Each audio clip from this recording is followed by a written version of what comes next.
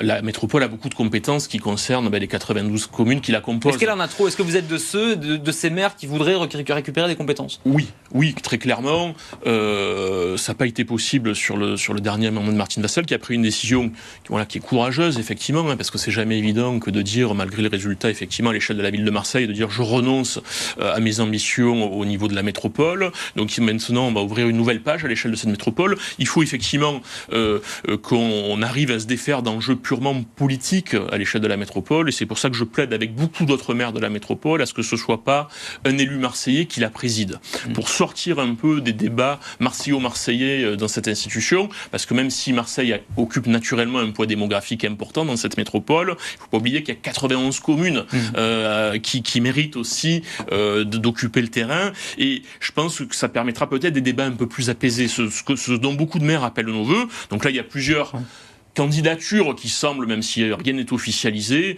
Moi, je pense par exemple à quelqu'un comme Nicolas Isnard, le maire de Salon-de-Provence, qui ferait un très bon candidat. Il y en aura peut-être d'autres. Ce que je souhaite, par contre, c'est qu'il n'y ait qu'une seule candidature, en tout cas pour tous les maires qui soient sans étiquette ou de sensibilité de droite ou de centre-droit, pour pas qu'on ait une élection qui se joue sur des considérations qui ne seraient pas affichées dès le départ. On parle aussi, en tout cas, c'est la voix qui monte et le nom qui monte ces dernières heures, après notamment le soutien public de Renaud Muselier lors du second tour, puisqu'il était présent à ses côtés au moment de sa réélection. Sophie Joissaint, maire d'Aix-en-Provence, du centre-droit, profil féminin, en désaccord à bien des égards avec Martine Vassal, qui souhaite aussi une certaine réforme sur certains points. Ça pourrait être un profil intéressant ? Elle a toute sa légitimité naturellement, elle a bien été réélue à Aix-en-Provence, c'est la deuxième ville de la métropole.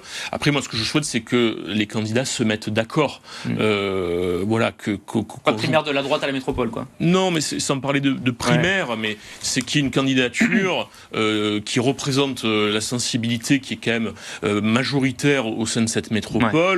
Qui puisse réunir des maires, quelles que soient les étiquettes politiques. On est là pour avoir une métropole qui soit la plus efficace possible, qui redonne un certain nombre de pouvoirs et de compétences aux maires, et elle y est légitime. Et j'estime, par exemple, comme je vous l'ai dit, que Nicolas Isnard ferait aussi un très très bon candidat.